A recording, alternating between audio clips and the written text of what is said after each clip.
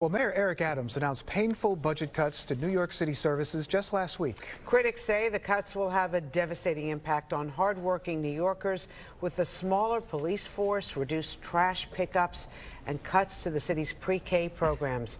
Mayor Adams says the budget is stretched thin by the need to care for the influx of migrants expected to cost the city $11 billion just in the next 2 years.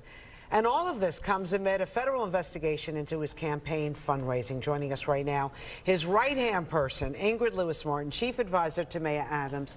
Nice to have you back on Good Day New York. Hey, great to be back, and good morning, Ro. I'm a little bit hoarse today. How are you, Dan? Good morning.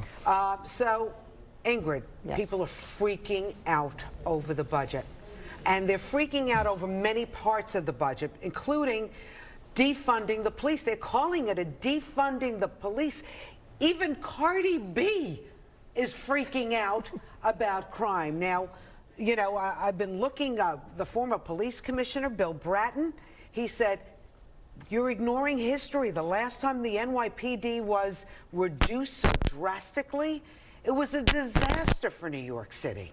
Okay, so first, let me say this. Things have not changed. The issue rests with the federal government. We need help. People in New York City need to understand that. They're angry with the mayor, but the anger is displaced. If the federal government would do its job, we wouldn't be in this situation.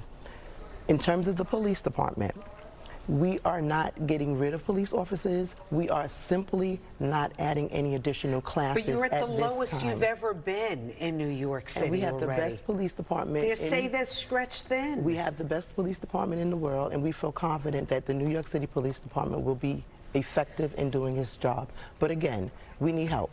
If the federal government would give us the resources that we need, then we could reinfuse the money in our budget, and we wouldn't have to cut down the classes. So let me ask you something. I understand belt tightening, but then you hear about the mayor hiring a nightlife czar, a rat czar, a gun czar, and with that comes, you know, staff that work for them. I don't know how much it costs, but we need every penny. Why make those kind of hirings and not a police officer? The night czar was hired before the budget cuts, but people don't realize that. These people were already in the pipeline. The rat czar was hired way before these budget cuts. But do we need those people? We absolutely do need those people. People are crying now about sanitation, so we need someone to understand what is necessary in order to get the rats off the streets. The nightlife czar will help us with our economy. We need somebody to help bolster the businesses and to work with the businesses so that when they have issues that are pending, we can push the issues forward for them and they don't have problems. So we need a nightlife czar, And you know, to bring money in the economy. But again, everybody's angry at us and saying we're getting rid of services. We're not the ones really getting rid of the services. I'm stating to New Yorkers clearly that the federal government is derelict in its responsibilities. That is where the pressure rests, and that is where it lies. We need help from the federal government.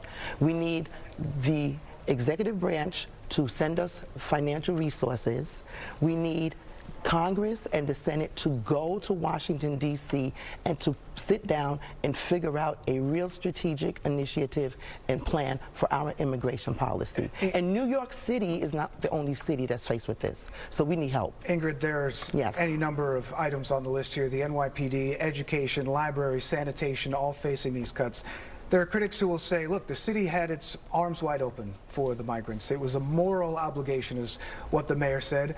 And they're saying you can't have it both ways because now the city is saying, well, we can't afford this problem. How do you respond to that? Okay, number one, we didn't have a choice. We had to accept the migrants, whether we wanted them or not. So if we have to accept them, it is our moral responsibility to ensure that we take care of them appropriately. We didn't want to just put them on the streets. We did what was imposed upon us by the federal government's lack of doing its job. The federal government's job is to ensure that our immigration policy is in place. The federal government should have ensured that there was a full decompression strategy where migrants were filtered throughout all 50 states and not a huge influx in New York City. So we got dealt a dirty hand. The mayor is a good person. He has a good moral background. So he said, you know what? If this is the hand that we're dealt with, we're going to take the high road and do it the right way. So the solution, as you say, is the funding from the federal government. We know the mayor was in Washington, D.C., supposed to meet with some of the federal officials, maybe even the president. And that's when he came back to the city because of some developments with the investigation that's now looking at some of these potential connections with the Turkish government and the Turkish community. Is that investigation impeding now some of these efforts to get this money from the federal government? Okay, so it is an investigation, so we are not allowed to really have a discussion about a pending investigation. We are being fully cooperative with the federal government, and I will tell you this. Mayor Adams was a police officer for 22 years. He tested and left the police department at the highest possible rank of a police captain.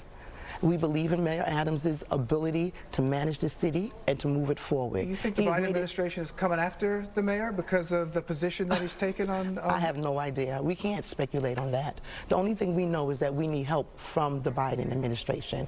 We need the federal government to do its job so that Mayor Adams can do his job. So once again on the budget, Michael Mulgrew, who we're going to have on the show in the 8 o'clock hour, as you know, he's the head of the teachers union. He said the mayor's numbers are fabricated. That does not need to be cuts.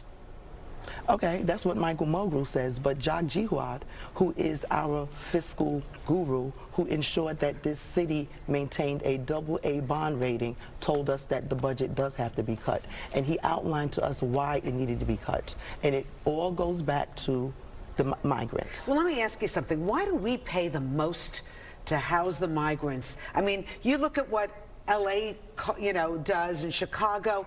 We're paying twice the amount to house the migrants. Everything is more expensive in New York City, so we have to do what we need to do. The mayor, to his credit, and Jacques, to his credit, has figured out a way to do a 20% decrease in the expenditures that we're using with the migrants. Now with sending the migrants to Floyd Bennett Field, it doesn't seem like they're very happy there, Ingrid. Some of them... They seem happy to me. Well, some of them got on the bus. Came back to the city, right? That was a small apportionment, and the bottom line is this. Yeah.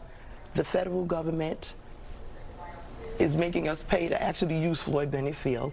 The governor was kind enough to offer to do the expenditures, and we need to house them somewhere. We cannot put them on the street, and Floyd Bennett Field right now is our best option. Has anybody left the system, Yes. system of New York? How many people do we have in the system, and how many have left? That's a great question. So 142 migrants actually have come into New York. 142,000. Yes, 142,000. And of the 142,000, over 50% have left the system. So we have now about 65,000 of them, approximately. Coupled with our indigenous homeless population, we're caring for a total of 120,000 people.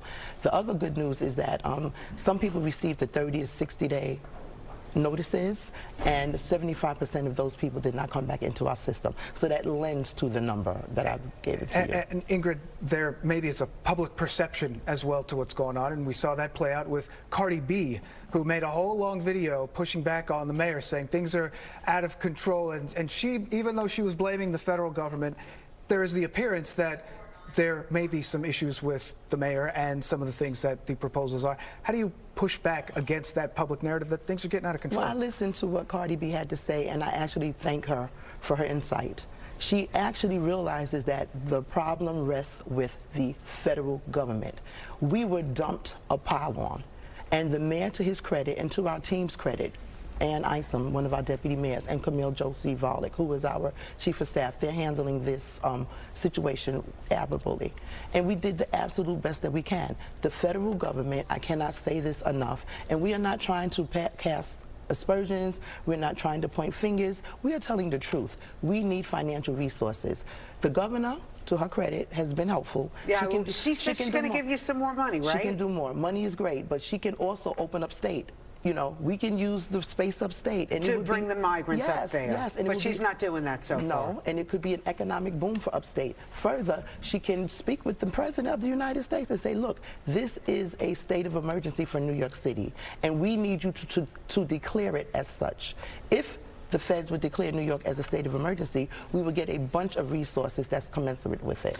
So again, people are angry with the mayor, and we understand that, but it's displaced anger.